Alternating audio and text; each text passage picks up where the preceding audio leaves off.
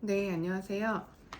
오늘은 로마서 강의 제11권 하나님의 영광을 위해 에서 제6장에 해당하는 저주의 시편들 페이지 수는 77쪽에서 90쪽까지 해당하는 내용을 읽어보도록 하겠습니다. 그런즉 어떠하뇨? 이스라엘이 구하는 그것을 얻지 못하고 오직 택하심을 입은 자가 얻었고 그 남은 자들은 완악하여졌느니라. 기록된 바 하나님이 오늘날까지 저희에게 혼미한 심령과 보지 못할 눈과 듣지 못할 귀를 주셨다함과 같으니라. 또 다윗이 가로되 저희 밥상이 올무와 덫과 거치는 것과 보응이 되게 하옵시고 저희 눈은 흐려보지 못하고 저희 등은 항상 굽게 하옵소서 하였느니라. 로마서 11장 7절에서 10절 말씀.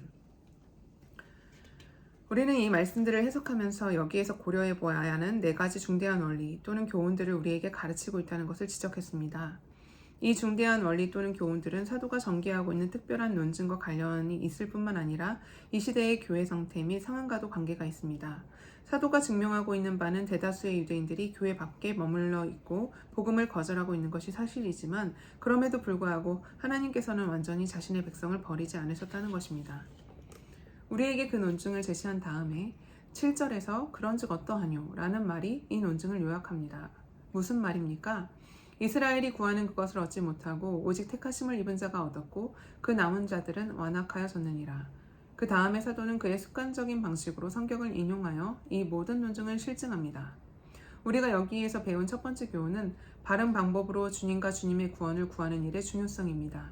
두 번째 교훈은 하나님이 저희에게 혼미한 심령을 주셨다는 말씀에 표현되었고 또한 전장에서 우리가 이 일이 실제로 어떻게 일어났는지 증명했던 심판에 의한 완악함의 문제가 관계가 있습니다. 우리가 고려해야만 할 세 번째 원리 또는 교훈은 시편 69편의 인용에 나옵니다. 이 시편은 저주 시편들 중에 하나입니다.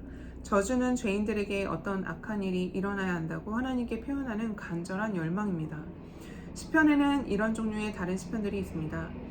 예를 들면 시편 58편, 109편, 137편이 이런 저주의 시편입니다. 우리가 시편 69편에 대해 말하고자 하는 내용은 그 시편들에도 적용이 됩니다. 이 저주의 요소가 많은 사람들의 마음속에 큰 의문들을 일으키기 때문에 이 시편을 살펴볼 필요가 있습니다. 이 시편과 같은 말씀으로 인해 특별히 성경에 반대하는 많은 불신자들이 있습니다. 뿐만 아니라 이런 저주의 요소에 반대하진 않지만 이에 대해 확신을 하지 못하고 고민하는 많은 신자들이 있습니다. 그런데 마귀는 신자들의 확신을 흔들기 위해 이 문제를 이용합니다. 이 시편의 말씀에 대해 일반적으로 어떻게 언급되고 있을까요? 일반적인 견해는 이 시편의 말씀이 단순히 분노한 사람이 개인적인 복수를 요청하고 있는 것이라는 경우라는 것입니다.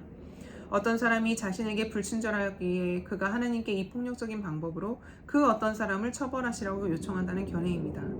따라서 이 시편의 내용은 편견과 격정에 매우 잔인하고 죄악된 표현이고 개인적인 복수의 열망이라는 것이죠. 그리고 이런 견해에 항상 부언되는 말이 이 말은 예수 그리스도의 가르침과 크게 다르다는 말입니다. 그런데 우리는 이런 비평을 하는 사람들이 주 예수 그리스도를 항상 예수라고 부르는 것을 발견합니다. 이런 판에 박힌 비평들은 분명히 하나님의 신성과 속죄의 사역에 대해 의심을 품고 있는 사람에게서 나옵니다. 그들은 이런 말씀을 예수 그리스도의 가르침 그리고 주님께서 나타내신 사랑과 비교합니다. 그러면 우리는 시편 69편 및 이와 유사한 주장들에 어떻게 접근해야 할까요? 여기에 접근하는 방법은 시편 69편 및 이와 유사한 주장들이 제기하는 문제들을 직시하는 것입니다. 그 첫 번째 질문은 구약 성경의 특성에 대한 문제입니다. 일찍이 교회의 역사에서 말시온이라 불리는 이단자는 구약 성경 전체를 부정했습니다. 그는 교회가 교회의 새로운 문서, 즉 신약 성경의 구약 성경을 첨부함으로 실수를 저질렀다고 말했습니다. 구약 성경이 우리와 전혀 관계가 없다고 한 이 주장은 오늘날 현대적 형태로도 나타나는 견해입니다. 따라서 구약 성경을 믿지 않아도 된다는 말은 전혀 새로운 것이 아니라 매우 오래된 이단입니다. 이 이단의 주장은 매우 정교해서 다윗과 같은 사람들의 역사를 읽어야 한다는 것이 매우 소름 끼치는 일이라고 말합니다. 그들은 민감한 척을 하며 심지어 순수한 신용을 하며 이렇게 말합니다. 그리스도인들에게, 특히 어린이들에게 이런 내용이 실려있는 구약 성경을 읽으라고 하는 것은 기상천외한 생각이다. 또 그들은 이렇게 말합니다. 시편 69편을 읽는 것은 더욱 나쁘다. 왜냐하면 자연스러운 과실은 용납할 수 있지만 심한 복수심은 용납될 수 없기 때문입니다. 그 다음에 그들은 이렇게 부언합니다. 구약 성경의 시각은 기독교와는 전혀 관계가 없다. 이러한 이들에게 구약 성경은 이런 말들을 담고 있기 때문에 완전히 퇴출됩니다. 그 다음 분명하게 제기되는 문제는 성경의 영감에 대한 문제입니다. 왜냐하면 사람들은 성경의 어떤 부분을 이렇게 비평할 때 구약 성경과 신약 성경 모든 기자들의 신적 영감에 대한 의문을 날카롭게 제기하기 때문입니다. 그러나 물론 이 비평자들은 이 문제에 대해 고민하지 않습니다. 그들은 성경의 영감을 믿지 않습니다. 그들은 말합니다. 나는 성경의 영감을 받는 것이라고 믿는다. 그러나 브라우닝도 영감을 받았고 워즈워드도 영감을 받았다. 그들은 단지 시인, 예술가, 작가, 가수도 영감을 받을 수 있다는 의미에서 영감을 믿는 것입니다. 이것이 그들의 영감에 대한 생각입니다. 그러나 성경이 의미하는 바는 그것이 아닙니다.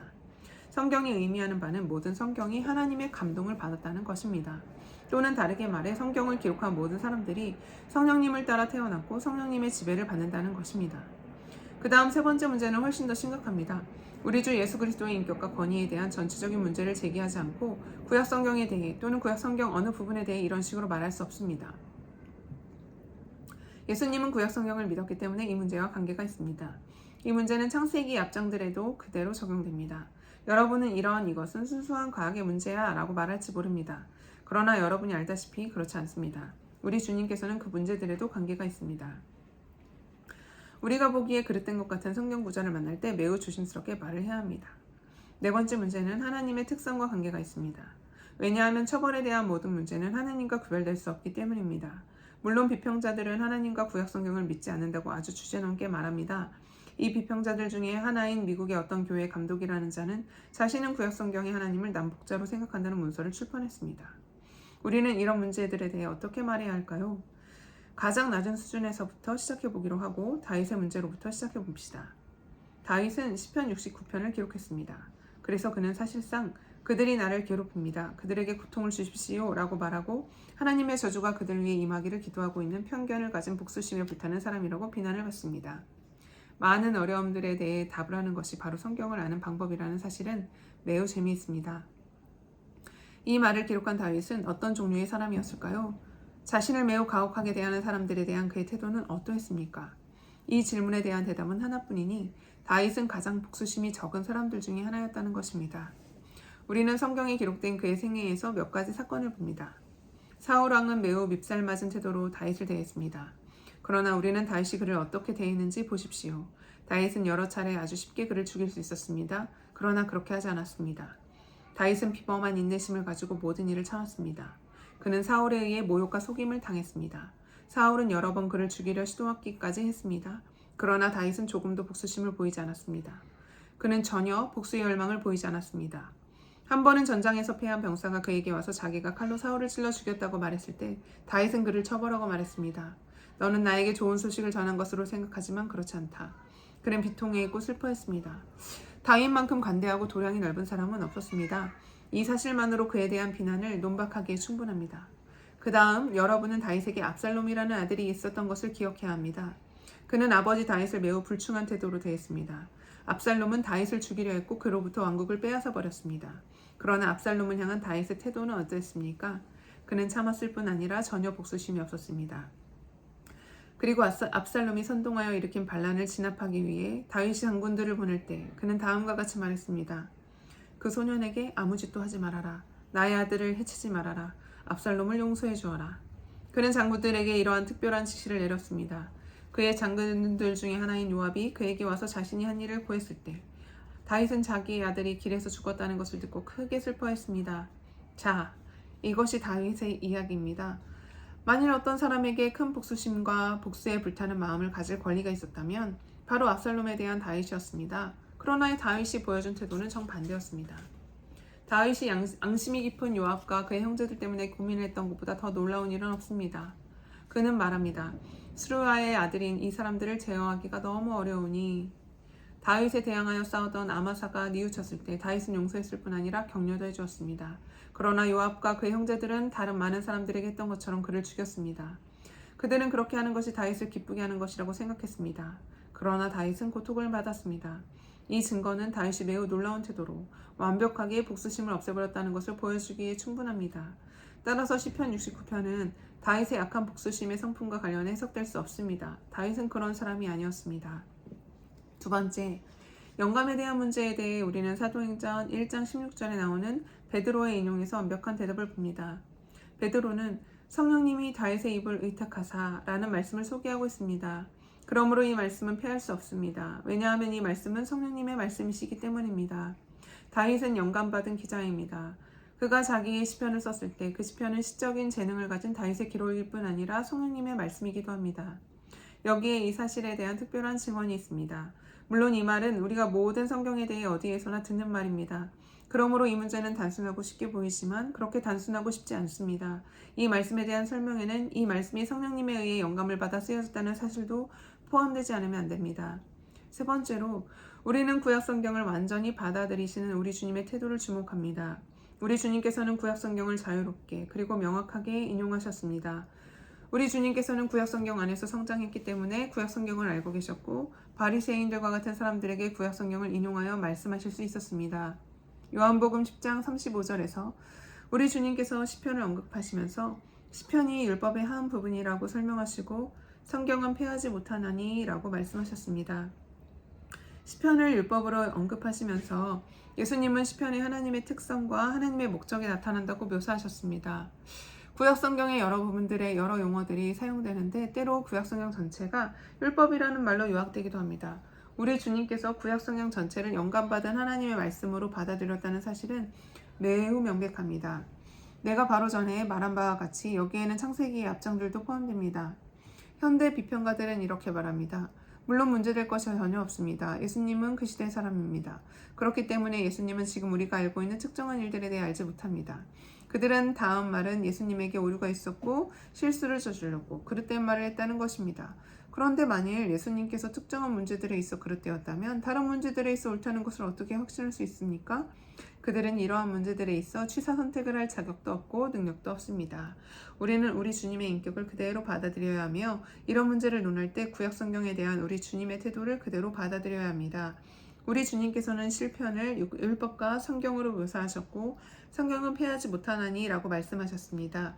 그러므로 우리 주님께서는 이 문제에 깊이 관여하고 계신 것입니다. 이렇게 이 저주의 시편들에 나오는 말들은 절대로 개인적인 것이 아닙니다. 여기에서 다윗은 개인적인 복수에 대해 전혀 관심이 없었습니다. 이 시편은 어떤 다른 문제에 관심이 있습니다. 다윗이 이야기하고 있는 것은 그의 개인적인 고난이 아니라 자신이 하나님의 대표이기 때문에 하나님의 대적들이 자신에게 행하고 있는 일입니다. 다른 말로 이야기해서 다윗은 하나님의 대적들이 하나님에게 행하고 있는 일을 바라보고 있는 것입니다.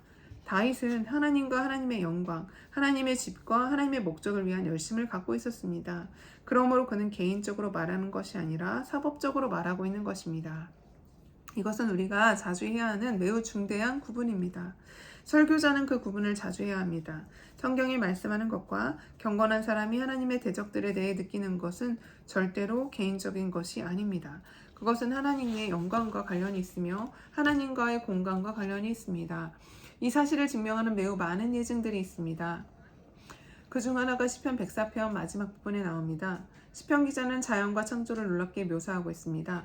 모든 것이 그처럼 복잡하게 협력하여 움직이면서도 어떻게 놀라운 조화를 나타내고 있는지 묘사한 다음 마지막 절에 그는 갑자기 멈추고 이렇게 말합니다. 죄인을 땅에서 소멸하시며 악인을 다시 잊지 못하게 하실지로다. 이어 그는 어조를 바꾸어 내 영혼아 여호와를 송축하라. 할렐루야 라고 말합니다. 왜 시편 기자는 사악한 자에 대해 말할까요? 그 이유는 다음과 같습니다. 시편 기자는 모든 다양성과 조화를 가지고 있는 창조, 강과 시내와 동물 등의 영광을 찬양하고 있었습니다. 이어 그는 악인을 바라보면서 이렇게 말합니다. 하나님의 모든 창조물 중에 인간이 부조화와 고통과 불행의 요인을 가져왔다니 이 얼마나 부끄러운 일인가. 그 결과로 심지어 창조까지 피해를 당하고 있도다. 죄인을 땅에서 소멸하시며 악인을 다시 잊지 못하게 하실지로다. 이 말은 개인적인 말이 아닙니다. 이 말은 성령 충만하고 성령님으로 인도함을 받고 창조에 나타나는 하나님의 영광과 하나님의 완전하심의 비전을 가지고 있는 사람의 말입니다. 이 사람이 이 어두운 면을 바라보며 말하고 있습니다. 이들을 완전하게 제거하소서. 그리하여 조화와 완전함 그리고 하나님의 영광 외에는 아무것도 있지 않게 하소서. 이 말은 시편 69편 및 유사한 다른 시편들에 나오는 말과 정확하게 동일합니다. 이 사실은 나를 극히 중요한 5번째 문제로 인도합니다. 그것은 이 모든 것 중에서 예언적인 요소에 대한 것입니다. 다윗이 말한 것을 인용하면서 사도는 다윗이 자신에 대해 기록하지 않은 것뿐만 아니라 자신의 시대에 대해 기록하지 않은 것을 가르치고 있습니다. 신적인 영감을 가지고 다윗은 오시기로 예정되어 있는 앞선 전망을 제공합니다. 다른 말로 하면 시편을 읽을 때 우리 모두는 자기 자신을 알아차려야 하는 것처럼 이 시편이 주님 예수 그리스도에 대해 말하는 것임을 분명히 알아야 합니다. 다윗은 예수님을 거절하는 세계를, 특히 그를 없이 하소서, 그를 십자가에 못 박으소서 하고 외치면서 또 예수가 십자가 위에서 고통을 겪고 있었을 때 예수님을 조롱하면서 야유를 퍼붓는 유대인들을 앞서 바라보고 있는 것입니다. 일부 권위자들은 이 말씀을 명령법보다 미래시로 번역되어야 한다고 말하고 있습니다. 즉 저희 밥상이 되게 하옵시고 저희의 눈은 하옵소서가 아니라 저희 밥상은 올무가 될 것이며 저희의 흐려 보지 못할 것이로 이렇게 번역되어야 한다는 것입니다. 다른 말로 이야기해서 다윗은 장래를 바라보며 예언적으로 이렇게 말하고 있는 것입니다. 이 약한 민족이 그렇게 행할 때 이 민족에게 일어날 일이 이러하니라. 그리고 물론 사도가 말하려고 하는 그 일이 이 민족에게 일어났습니다. 이와 같이 예언적인 요소는 엄청나게 중요합니다. 이 예언적인 요소는 다윗이 자기 자신에 대해 그리고 자신의 복수에 대한 열망에 대해 말하고 있다는 생각을 무색하게 합니다. 마지막으로 6번째 대답은 처벌에 대한 문제 제기를 합니다. 물론 이 문제는 극히 어렵습니다. 내가 어렵다고 말하는 의미는 성경의 영감을 받아들이지 않는 사람들, 또 계시에 반대하는 생각을 말하는 사람들에게 어렵다는 것입니다. 이런 사람들은 그들이 하나님에 대해 생각하는 것을 제외하고는 어떠한 권위도 인정하지 않습니다. 그들은 이런 일은 하나님의 사랑과 모순되지 않는가? 라고 말합니다. 즉 그들은 죄에 대한 하나님의 진노를 믿지 않습니다. 그들은 죄에 대한 하나님의 진노를 거부합니다. 즉 처벌은 존재하지 않는다는 것입니다. 그들은 하나님이 처벌을 한다는 것은 생각할 수 없는 일이라고 말합니다. 그들을 보편구원론 신봉자라고 칭하는 이유가 이 때문입니다. 즉 그들은 결국 모든 사람들이 심지어 마귀까지도 구원을 받을 것이라고 믿습니다. 이런 생각에 대해 우리는 어떻게 말해야 할까요? 성경은 처음부터 끝까지 처벌을 가르칩니다. 성경에서 처벌을 빼면 남는 것이 없습니다. 처음부터 처벌은 성경의 전체 메시지에 절대 필요한 요소입니다. 인간에게는 몇 가지 가능성이 제시되었습니다. 그리고 만일 인간이 불순종하면 처벌을 받을 것이라는 말씀이 주어졌습니다. 이와 같이 처벌은 창세기부터 계시록까지 성경이 계속 반복되는 주제입니다. 게다가 우리는 처벌이 취하는 특별한 형태의 문제를 삼을 필요가 없습니다. 때때로 사람들은 성경에 사악한 자들의 죽음을 바라는 내용이 있을 뿐 아니라 어린이들의 죽음을 바라는 내용도 있다는 사실, 예를 들어 시편 137편 9절을 알고 크게 흥분합니다. 그들은 어린이들이 죽기를 기도하다니 있을 수 없는 일이다 라고 말합니다. 물론 이런 일은 우리가 보기에도 두려운 일입니다. 그러나 이런 모든 일을 영혼의 관점에서 보는 순간 연령은 전혀 문제가 될 것이 없습니다. 어린 아기 때에 죽는 것은 80세가 되어 죽는 것에 비교할 때 우리에게 엄청나게 중요한 문제로 보입니다. 그러나 영혼에 있어서는 문제가 되지 않습니다. 전혀 문제가 되지 않습니다. 너희 생명이 무엇이뇨? 너희는 잠깐 보이다가 없어지는 안개니라. 야고보서 4장 14절의 말씀에 성경은 말합니다. 우리는 청소년 시대나 어린아이 때에 죽다니 너무 끔찍한 일이다 라고 말합니다. 그러나 죽음을 영혼의 관점에서 보십시오. 처벌이 취하는 특별한 형태에 의해 실족하지 맙시다. 왜냐하면 여기에도 중요한 원칙이 있기 때문입니다. 하나님께서는 그의 무한하신 지혜로 계시를 받는 특별한 시대와 세대의 사고를 형태에 일치하는 계시를 주십니다. 원칙은 변하지 않고 단지 형태가 변할 뿐입니다. 그래서 여러분은 동일한 사고가 구약성경과 신약성경에 다른 형태로 제시되는 것을 발견합니다. 구약성경에서 하나님에 의해 축복을 받은 사람은 대개 수천 마리의 양과 소 등을 얻은 사람입니다. 그러나 신약성경의 축복은 그런 것이 아닙니다. 신약성경의 축복은 보다 영적입니다. 이 두 가지 모두 하나님의 축복입니다. 구약성경 시대의 사람들이 생각하는 축복은 그런 것이었습니다. 그래서 하나님께서는 그 시대의 사람이 이해할 수 있도록 낮추어 그들이 이해할 수 있는 사고 형태로 계시를 주셨습니다. 이렇게 사고의 형태는 변합니다. 또한 구약성경 시대의 생활 형태는 지금보다 폭력적이었습니다. 내가 우리의 삶의 형태가 더 낫다고 말하는 것은 아닙니다. 우리는 마치 우리의 생활 형태가 더 나아진 것처럼 말하지만 그렇지 않습니다.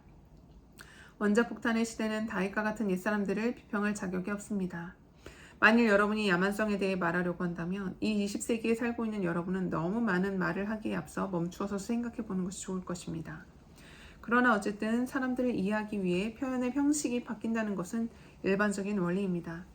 마지막으로 처벌에 대한 문제와 관련해서 나는 내가 앞에서 사용했던 것과 동일한 논증을 사용합니다.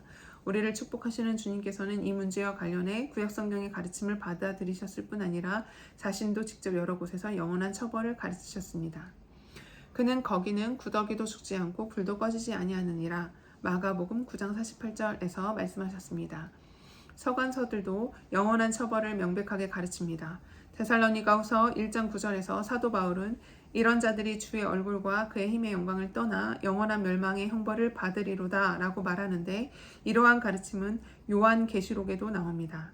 이들은 모두 하나님의 영감을 받은 사람들입니다. 따라서 우리는 본문 구약성경의 영감에만 관심을 가질 뿐만 아니라 신약성경의 영감에도 관심을 가져야 합니다. 구약성경, 신약성경이 영감을 받은 것이 아니라면 여러분은 아무것도 알지 못합니다. 여러분은 믿겠다고 선택한 것만 믿고 하나님에 대한 여러분의 생각은 하나님이 그래야 한다고 여러분이 생각하는 하나님에 불과합니다. 사람들이 그렇게 막연히, 그럴듯하게, 그리고 가볍게 말할 수밖에 없다면 그 얼마나 큰 비극일까요? 하나님에 관해 말한다는 건 항상 매우 불확실한 것입니다. 우리가 하나님에 관해 무엇을 알고 있습니까? 하나님께서는 하늘에 계시고 우리는 땅에 있습니다. 말을 줄이고 주의를 기울이십시다. 불쌍하고 늙은 욥이라는 사람이 있었습니다. 그는 마침내 이 사실을 깨닫게 되었습니다. 처음에 그는 말을 많이 했습니다. 감히 하나님을 비난했습니다. 그러나 시간이 흐른 후 그는 내가 죽게 대하여 귀로 듣기만 하였더니 이제는 눈으로 주를 배움나이다 라고 말하고 손으로 자신의 입을 막았습니다. 여러분은 이러한 말씀들을 생각하면 생각할수록 자신이 하나님의 존재와 성품을 논하고 있다는 것을 실감하게 될 것입니다. 우리는 우리가 너무 높아 우리가 다룰 수 없는 영역을 침범하지 않도록 주의해야 합니다. 이제 여기 처벌의 문제에 대한 하나님의 진노에 대한 결정적인 말씀이 있습니다. 여러분은 갈보리를 어떻게 설명하십니까? 왜 하나님의 아들께서 고통을 참고 견디셔야 했습니까? 왜 하나님의 아들께서 매질과 잔인한 채찍질, 그 심한 고통과 갈증을 참으셔야 했습니까? 왜 하나님의 아들께서 절망 가운데 부르짖어야 했습니까? 어떤 인간도 그분과 같은 고통을 당한 사람이 없었습니다. 절대로 그런 고통은 없었습니다. 그렇다면 왜 그분께서는 시편 69편이 묘사하고 시편 22편은 더 자세하게 묘사하는 그런 취급을 당하셨을까요? 도대체 왜 그런 일이 일어났을까요? 도대체 왜 하나님께서 그런 일이 일어나는 것을 허락하셨을까요? 여러분은 이 질문에 대답해야 합니다. 그리고 이 질문에 대한 대답은 오직 한 가지뿐입니다. 죄에 대한 하나님의 진노가 바로 이 일을 요구하였습니다. 다른 구원의 방법은 없습니다. 또 용서를 위한 다른 방법은 없습니다. 만일 다른 방법이 있었다면 하나님께서는 당신의 아들이 고통당하는 것을 허락하지 않으셨을 것입니다. 지금까지 예수님께서 당하신 고통과 순환의 사건은 없었을 것입니다. 그의 심장이 찢어졌습니다. 나의 하나님, 어찌하여 나를 버리셨나이까? 우리는 그 고통을 상상할 수 없습니다. 그때 우리 주님께서는 온 세상이 당할 수 있는 큰 고통보다 더 큰 고통을 당했습니다. 왜 이런 일이 일어났습니까? 죄에 대한 하나님의 진노 때문이었습니다. 사도는 로마인에게 보낸 이 중대한 편지의 첫 장 18절에서 우리에게 다음과 같이 말했습니다. 하나님의 진노가 불의로 진리를 막는 사람들의 모든 경건치 않음과 불의에 대하여 하늘로 쫓아 나타나나니, 죄에 대한 하나님의 진노의 궁극적인 증거는 갈보리 언덕의 십자가상에서 있었던 우리 주님의 죽으심입니다. 이 일은 하나님의 사랑의 가장 큰 증거인 동시에 하나님의 진노의 가장 큰 증거이기도 합니다. 많은 일들이 갈보리에서 마주쳤습니다. 영광과 모욕, 사랑과 진노, 의와 긍휼. 만일 여러분이 죄에 임한 그리고 죄에 대한 하나님의 거룩한 진노를 알지 못한다면 여러분은 진정으로 십자가를 알지 못합니다. 다윗이 성령님에 의해 계시와 영광 가운데 사로잡혔던 순간 어느 정도 느꼈던 것은 죄에 대한 하나님의 혐오였습니다. 다윗은 이 일을 어렴풋이 보았습니다. 그리고 그는 죄를 범한 모든 사람이 마땅히 받아야 하는 적절한 처벌을 받아야 한다는 바람을 이렇게 표현한 것입니다. 하나님께서 우리를 겸손하게 하시고 저주의 시편들에 대한 이 문제를 어느 정도 깨닫게 하시기를 축원합니다.